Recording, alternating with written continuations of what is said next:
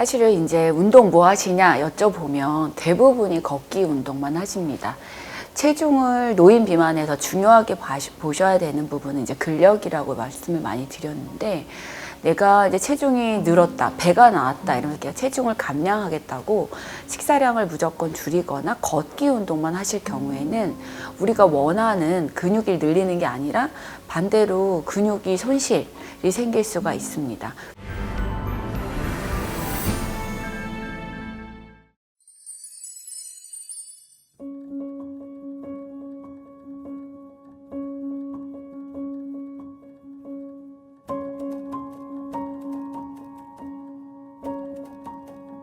그러니까 노인 비만 유병률이 계속 증가하고 있는데, 사실 2025년이면 50% 이상이 65세 이상인 초고령 사회가 된다고 이야기하고 있습니다. 초고령 사회가 되면서 생기는 여러 가지 사회적, 경제적인 문제도 있지만 의학적인 측면에서 본다면 노인들이 건강이, 그러니까 노인분들이 결국 의료를 가장 많이 소비하는 집단이 되는데, 그때 다른 질환의 발생을 예방할 수 있는 방법으로 가장 중요한 부분 중에 하나가 건강한 체중 그리고 근육을 유지하는 것 등이 있겠습니다. 이제 누구나 나이가 들면서 근력은 떨어지게 되어 있거든요. 20대, 30대 초반까지 피크를 이루다가 나이가 들면서 근력이 감소하게 되기 때문에 사실 비만 유병률을 보면 특히나 남성에서는 가장 비만 유병률이 높은 나이가 중년대, 40, 50대이고 반대로 여성에서는 50대 이후 60대, 70대가 갈수록 점점 증가하는 경향이 있습니다. 보통은 남성분들 같은 경우는 체중이 어느 정도, 그러니까 근력이 감소하면서 체중 감소를 좀 보이기 때문인데요.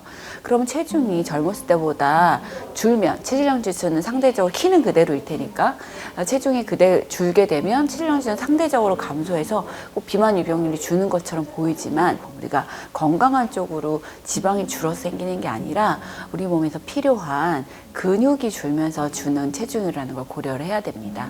따라서 노인이 됐을 때 그러니까 비만을 평가할 때에는 특히나 근육량에 대한 고려, 그리고 복부 비만이 동반되어 있는지에 대한 고려가 반드시 필요하겠습니다.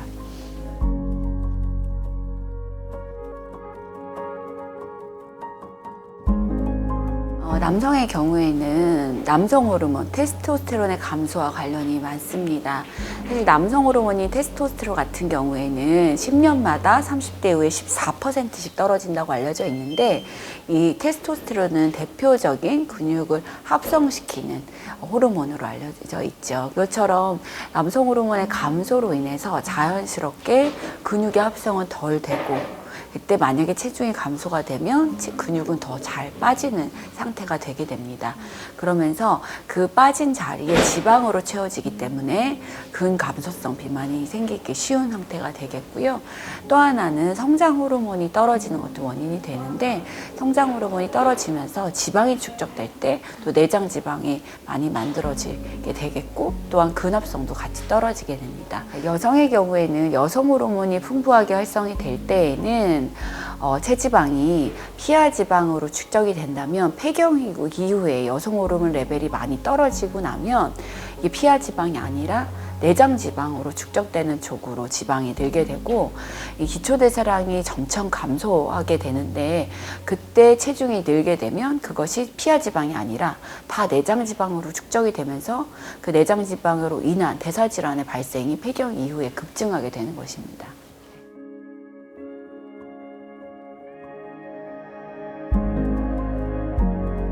사실은 이제 운동 뭐 하시냐 여쭤보면 대부분이 걷기 운동만 하십니다.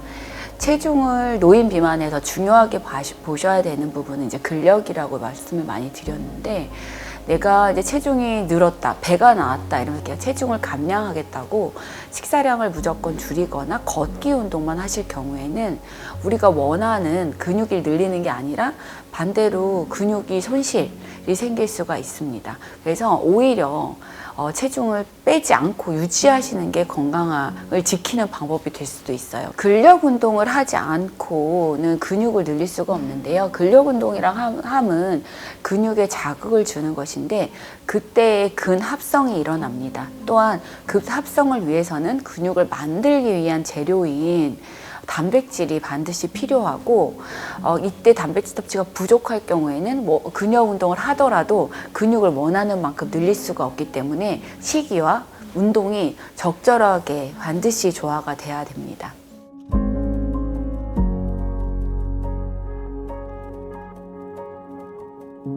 적정 체중이 있죠. 키를 미터로 바꾸고 나서 몸무게에서 2번을 나눴을 때 이걸 체지방 지수라고 하는데 적정 체지방 지수는 23입니다.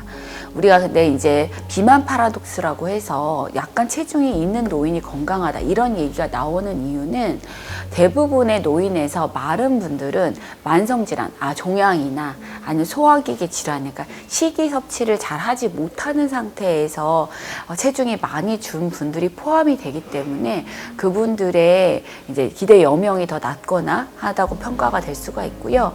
적정 체중, 건강, 약간 이제 정상 체중 범위에서 약간 위쪽 그리고 약간의 과체중이 있는 분들은 내가 질병이 생겼을 때도 좀 못 먹는 상황이 됐을 때도 질환을 견딜 만한 힘이 있고 어느 정도의 근력이 있기 때문에 여러 가지 그러니까 뭐 폐렴이나 이런 감염성 질환에 대한 위험, 그러니까 어느 정도 면역을 좀 더 유지할 수가 있고 또 그런 급성 질환이 왔을 때 질환을 이겨낼 만한 체력이 된다라고 해서 약간 통통하게 더 낫다라는 얘기가 거기서 나온 거고요. 하지만 우리가 얘기할 때 그 적정 체중 범위에서의 체중은 내장 지방이 많아서 그로 인한 뭐 비만, 고혈압, 당뇨, 고지혈증이나 심혈관계 질환 같은 다른 질환이 동반되지 않은 근력이 충분한 상태에서의 적정 체중이라고 생각을 하시면 될 것 같고요.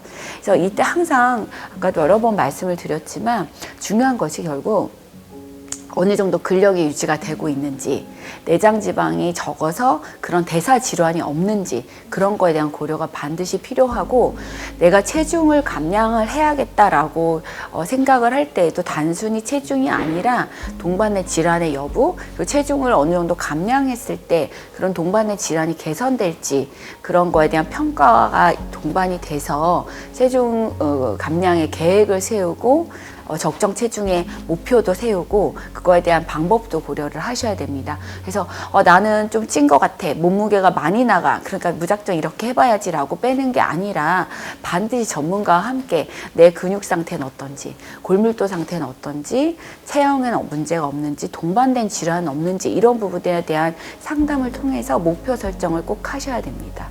대략적으로 필요한 열량이 젊은 성인 여성의 경우에는 1800에서 2000칼로리라면 노인 같은 경우는 200에서 300칼로리 정도는 적게 드셔야 된다고 생각을 하셔야 유지할 수 있어요.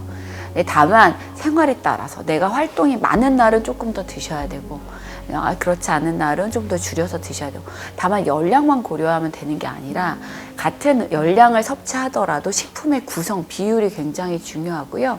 아까 우리나라 국민건강 영양조사나 이런 영양조사 결과를 보면 특히 연령이 높아질수록 노인이 될수록 섭취 열량의 대부분을 탄수화물에서 섭취를 하고 심하게는 막 80, 90%까지도 왜 밥에 국만 드시거나 밥에 김치, 찌개 이렇게만 드시고 이런 분들이 많기 때문에 굉장히 단백질 섭취 비율이 떨어집니다. 그래서 같은 연령이라도 하더라도 단백질 섭취량이 굉장히 중요합니다.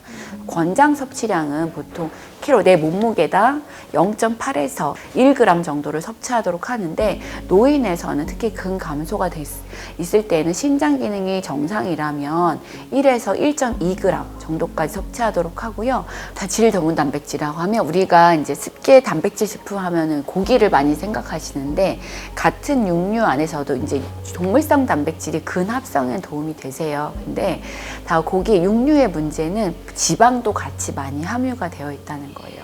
그래서 지방의 함량이 낮은 살코기 위주로 드셔야 되고 기름은 제거하고 또 조리할 때에도 양념이 많이 들어가지 않은 형태로 조리해서 열량은 낮추고 단백질을 함량이 더 높게 드셔야 됩니다. 또한 노인 같은 경우는 저장 능력도 떨어지고 소화가 덜 되기 때문에 소화되기 쉬운 형태로 갈아서 만들다던가 아니면 찌거나 하는 형태로 소화하기 쉬운 형태로 드시는 게 좋겠고요. 또 고기만 단백질이 있는 게 아니기 때문에 콩류나 뭐 두부 그리고 생선도 골고루 좀 드시는 게 도움이 되겠고 또 갑각류나 뭐 이런 것도 잘 드시는 것도 단백질 섭취에 도움이 되십니다.